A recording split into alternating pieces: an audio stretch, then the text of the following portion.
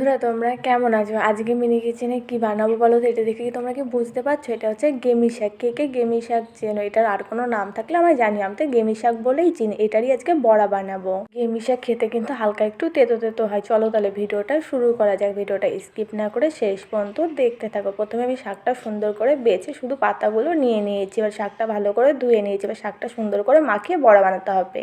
তোমরা যদি এখনও আমার চ্যানেলটি সাবস্ক্রাইব না করে থাকো অবশ্যই মনে করে আমার চ্যানেলটি সাবস্ক্রাইব করে দিও। তোমাদের কাছে যদি ভিডিওটা ভালো লাগে তাহলে ভিডিওটা লাইক করে দিও।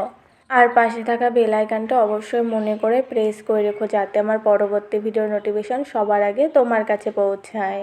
দেখো এখানে আমি শাকগুলো সুন্দর করে বেছে নিয়েছি আর নিয়ে নিয়েছি। তার ভেতরে কিছুটা পেঁয়াজ কুচি আর দিয়ে দিলাম পরিমাণ মতন লবণ, কিছুটা হলুদ গুঁড়ো, কিছুটা লঙ্কা গুঁড়ো, কিছুটা কালো জিরে, কিছুটা কাঁচা লঙ্কার বেসন দিয়ে ভালো করে এটা মেখে নিতে হবে সুন্দর করে। আর এইদিকে দেখো এটা আমি সুন্দর করে ভালোভাবে মেখে নিচ্ছি। আর এইদিকে উনুনটা ভালো করে ধরে উনুনের পরে বসিয়ে দিয়েছি।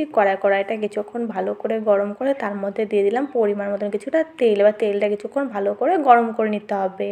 কড়াইয়ের তেলটা ভালোভাবে গরম হয়ে গেলে ছোটো ছোটো গোল গোল করে তেলের পরে দিয়ে দেবে। এইভাবে বড়াগুলো সব ভেজে নিতে হবে। এই শাকের বড়া খেতে কিন্তু খুবই ভালো লাগে। তোমরা এই শাকের বড়া কে কে খেয়েছো অবশ্যই কমেন্ট করে কিন্তু আমায় জানাতে ভুলবে না। দেখো বড়াগুলোর কিন্তু এক পাশ ভাজা হয়ে গেছে, আর এক পাশ ভাজা হওয়ার জন্য বড়াগুলো আমি উল্টে দিলাম। বড়াগুলো উল্টে দেওয়া হয়ে যাবে, বড়াগুলো আর এক পাশও কিছুক্ষণ ভালো করে ভেজে নেবো লাল লাল করে। বড়াগুলো দেখে তো তোমরা বুঝতেই পারছো বড়াগুলো ভাজা করে নেওয়া হয়ে গেছে। বা বড়াগুলো সুন্দর করে বাটিতে তুলে নেবো। লাল লাল করে কিন্তু আমার ভেজে নেওয়া হয়ে গেছে। তোমরা কারা কারা বড়াগুলো খাবে তারা তারা চলে আসতে পারো। আজকে তাহলে আসি, দেখা হচ্ছে পরের ভিডিও। ততক্ষণ তোমরা খুব ভালো থেকো, সুস্থ থেকো তোমরা সবাই।